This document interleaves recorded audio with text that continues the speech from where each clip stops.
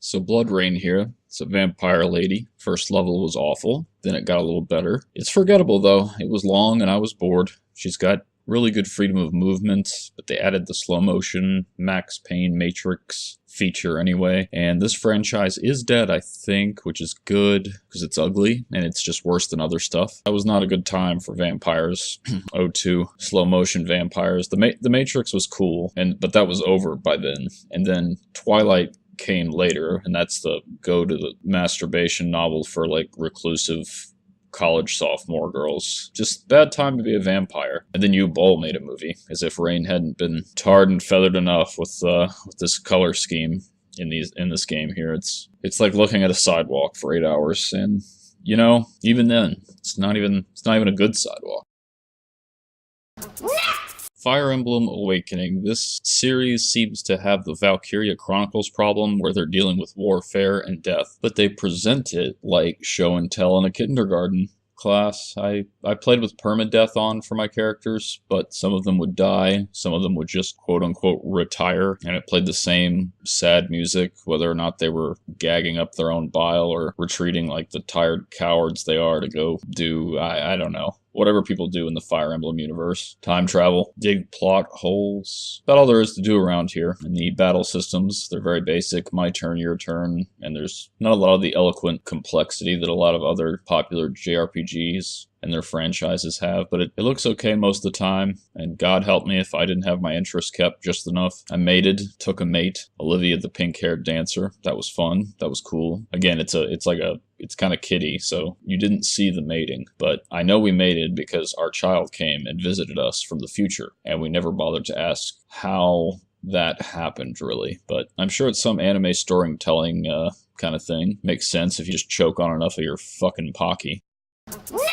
Speaking of bad, let's go out to the baseball ballpark. This game is actually pretty good for Genesis because Genesis has bad game, but the sound here, it's bad. The sound is real bad here. They tried to make a crowd like you're in a baseball stadium, like you're at the baseball games where the crowd is, but it's not pleasant. It just sounds like radio hiss, and it's a deal breaker. It's pretty rough. After a few innings, I played the game on mute, and it was better. It was better.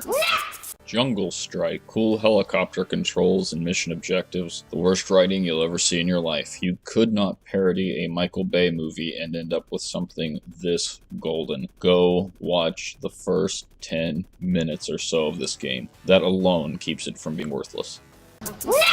Kirby Superstar. Kirby is a superstar balloon man, or superstar balloon woman, that has lots of games in one, which is cool, but none of these little gamelets let Kirby do here is better than a full version of the same game genre. But you know, is baby's first genre buffet Kirby okay? Awful. Alright, here we go.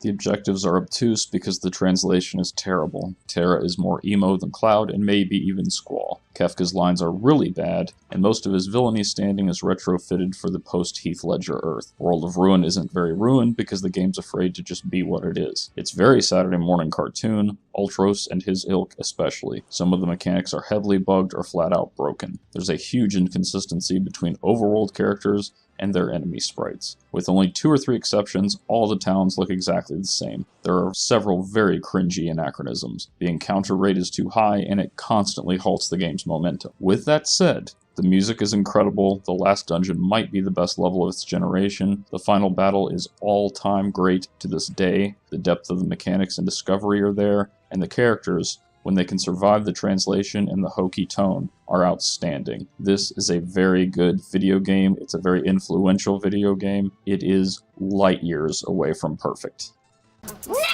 Now, speaking of the games with some different gameplay, here's Miss Frizzle's Crazy Bus Adventure. It has lots of varied gameplay elements and level types, and none of them are good, or the ones I tried weren't.